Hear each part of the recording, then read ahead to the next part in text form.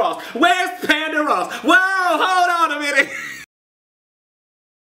Hey fam, what's up, what's up, what's up? This is Robert Anton here, robertanton.com, coming to you with another X Factor commentary from a singer. Yes sir, X Factor continues, the auditions are happening, and this was the third night, night 3 of the auditions, and we jumped around so much I was confused. I might mention it throughout because I put in the notes like when they changed cities, but they were going back and forth between commercials. It was kind of confusing because I'm trying to keep up with what cities they are actually auditioning in.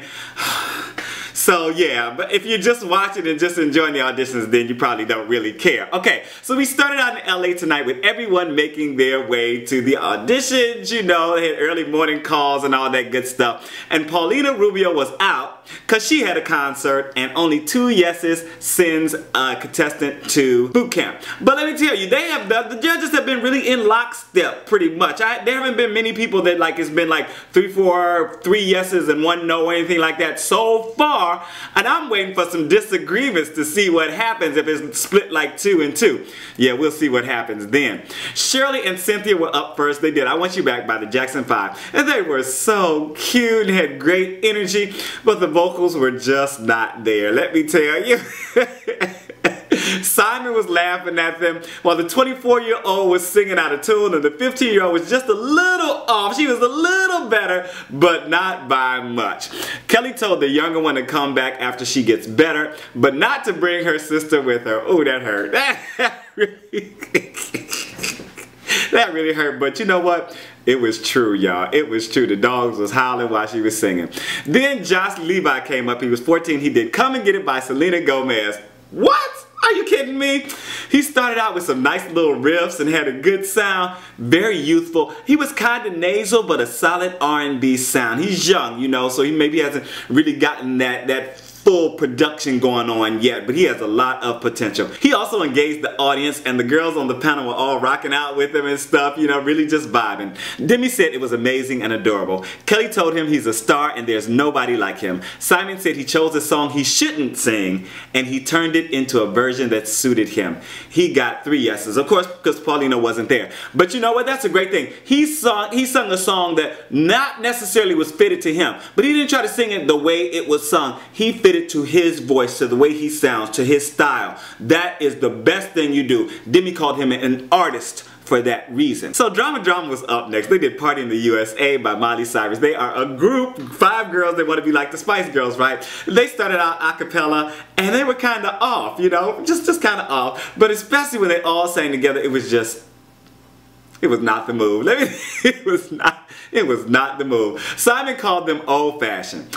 Of course they got no's and were sent packing, and then we got a lot of a whole reel of people who came who they were in the reel was like an old-fashioned film kind of thing, and they were all people who Simon had called old-fashioned, said they were out of date and all that good stuff. Then Aknu came up. They were between 24 and 28. They did Valerie by Amy Winehouse, and Simon said he hated the song before they even started, right? So I was like, oh Lord, this is going down here.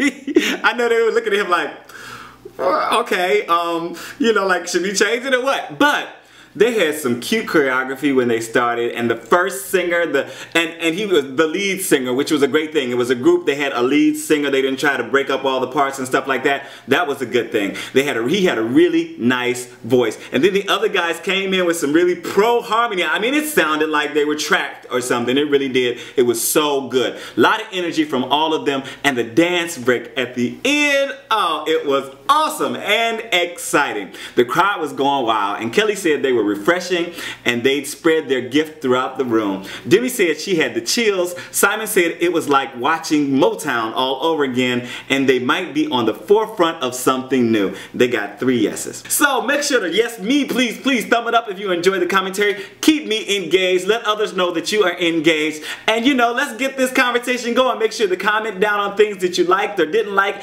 in the comment section and all that good stuff. And you know, I'm gonna be posting all kinds of other stuff going on, so just check out my most recent videos playlist when you get a chance. Alright, next we moved to Charleston, South Carolina, and Paulina was back on the panel. Brandie Love started out. She was 21. She did Up to the Mountain by Patti Griffin. And she was so cute with all the right answers during their grilling. I wrote their grilling of her because they really would seem to be asking her a bunch of like hard-hitting questions before her audition and while she was on stage. And she had a really solid sound when she started singing. She told Paulina that when she sings, it just comes out country, and that was certainly true, let me tell you. But she had a lot of soul in there too, boy. I was like, okay, take me to church, girl. Go ahead on now. Paulina told her she has the X Factor. Simon said she took us to church and predicted great things for her. Kelly said she loved how she got lost in the song, while Demi said she took her home to Texas. She got 4 yeses naturally.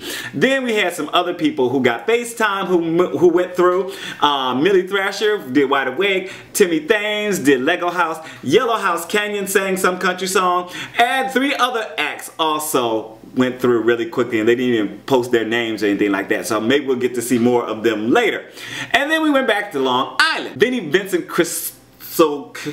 Vinny, Vincent,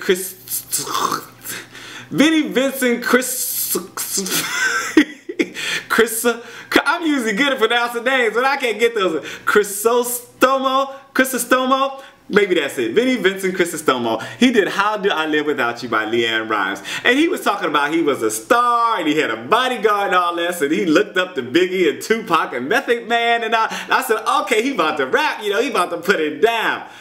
And he sang Leann Rhymes. What you talk about? And horribly. I was feeling for him because it was so bad. It was so bad. It was so bad it wasn't even funny, y'all.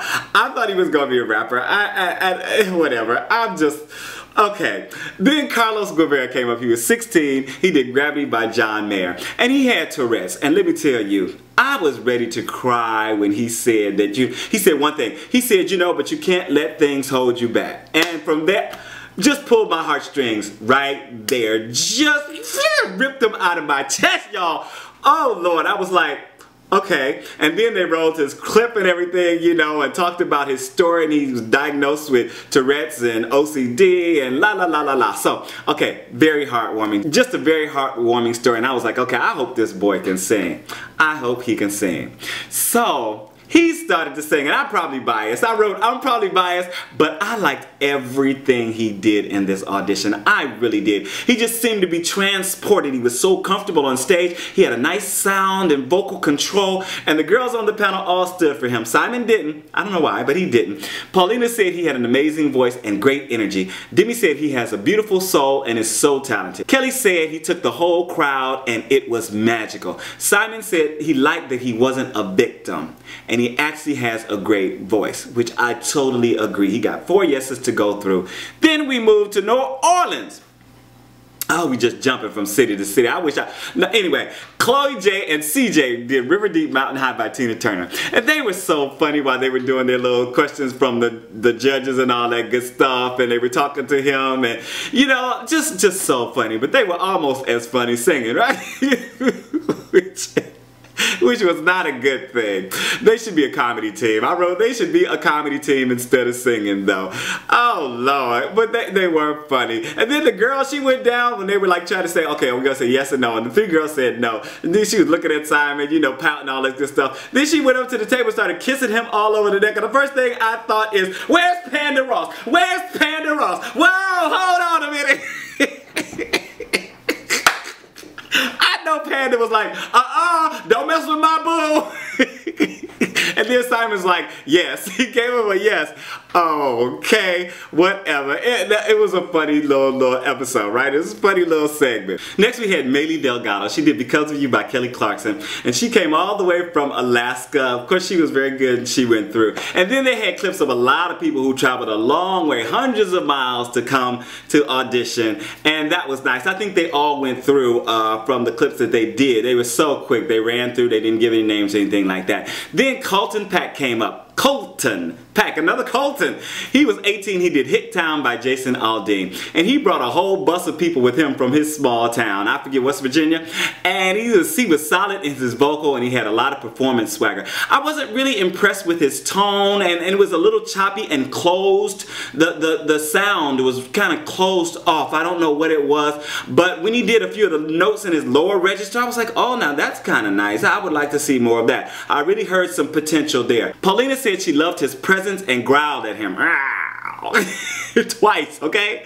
Demi said it was pitchy, but there were moments when he was interesting. Kelly said he had a unique voice and she digs him. Simon said he liked him from the minute he came out and said they could help him with his vocals. He got 4 yeses. Yeah, he needs some help, but there is a lot of potential there. Back to LA, and Simon is late. Okay, Danny Geimer came up. She was 15. She did House of the Rising Sun by the Animals, and she was very quirky, and they were giving her the weird nerd treatment and stuff like that, but you could see she was a very pretty girl. She had on hat and glasses, but you could see she was pretty. Then she opened her mouth and the audience went wild. Let me tell you, she had a really great tone and a very grounded performance, but such a big, powerful voice. I think she was 15, and she just big. I wrote, the girls are killing it this season already. They are just, okay, just killing it. And the audience was on their feet by the time she finished. Kelly said she is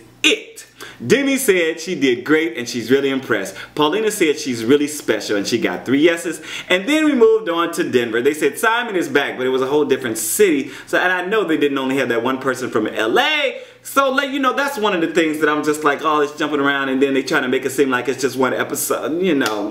Anyway, so we got a lot of bad auditions to open up, and we were treated to some of Simon's strange critiques. One of my favorites, I gotta read it for you. He said to a group of like 5 people, "You look like you'd be a very good group if none of you were in it." I was like, he's such a catty queen. Just catty as he can be. Jeffrey Goot was up last. He did Don't Want to Miss a Thing by Aerosmith. And I remembered him from last year. Demi was like, immediately like remembered him. And I was like, he looked familiar, right? But I wasn't sure. Soon as they played his audition clip from last year, I was like, I remember him. He did Hallelujah. He really had a really good take on the song. And this really nice rock raspy voice. I was like, yes, yes, yes. He was cut last season and nobody knows why. I don't remember why. I'm gonna have to watch my like boot camp thing, but in boot camp he was cut. To his audition, he seemed to be straining a bit on this Aerosmith song to me. And I was like, you could hear that he had a good voice, but it just wasn't coming out well. And you could see his veins popping and stuff, and it wasn't pleasing. It wasn't nice. He wasn't kicking, you know, Hallelujah last year. He kicked ass, okay? There's no other way to say it. He really did. Simon stopped him and said he was battling with the song and the song was winning. And he said he was trying to sound like Steven Tyler. And then we went to commercial. You know, whole cliffhanger and stuff. It was the last audition. We knew that he was going to get a second chance. But people, I wrote this on Twitter last week about Roxy Montana. Make your first song your best. Your absolute best, okay? Because you don't always get a second chance. And they could have just told him, you know, he came back saying, oh, I made it this far and blah, blah, blah, and the other, and I could have did this, and I don't know why, and I got to do all this, and la, la, la, la, la. And then he didn't give a great audition. He didn't choose the best song. Personally, I thought he should have did Hallelujah. Do the same song over again. You blew us away with it. Blow us away again. And he did not do that. Of course, he got a second chance after the commercial. And this was more in his range. He did Creep by Radiohead. It sounded really good. But I really, again, was not impressed. It did not remind me of Hallelujah at all. And I was just like, I didn't know which way this was going. I really didn't. I didn't know which way it was going to go. Yeah. So Demi stood for him, and I wrote, I think it was from memories of last season, because this just wasn't amazing. When he went up to the high part, the audience was like, oh, yeah, but it was just lacking for me. Simon said he's picked up some bad habits on his gigs and mentioned his mispronunciation of vowels and words or something like that, but said it was sensational when he hit the high parts. Kelly called him incredible. Demi said his kind of talent is missing in the rock market, and he got 4 yeses. What did you guys think of the auditions tonight? Are there any people that are standing out to you so far? Do you have any favorites so far? I have actually started a playlist for Idol's Music, who posts some of the, well, he posted the performance performances. He posts clips from the performances on his channel, and we kind of doing a little trade thing, like with the playlist. So I've made a playlist for him, and every week what I am going to do is I am going to favorite, put in that playlist my favorite people from that night or from that week, my favorite auditions. So you can go and just check that out on my page, on my whatever, on my main page. I'm rambling now, okay, and this is gonna be long to begin with, but if you're still here, hopefully you love me. Hopefully you're gonna make sure to thumb this up to forward it and to friends and stuff like that, and put it on Facebook and Twitter and all that good stuff. I'm also posting a bunch of other videos on all of my channels, so check out my most recent videos playlist. I should have some links down here in the description box, but also you know, whatever, I'll probably do some stuff here. Thank you guys so much for watching. I am a social. I went down. This is a Michael What the Buck t-shirt. I'm a social. Yeah, I just rediscovered this t-shirt. I am out. Peace.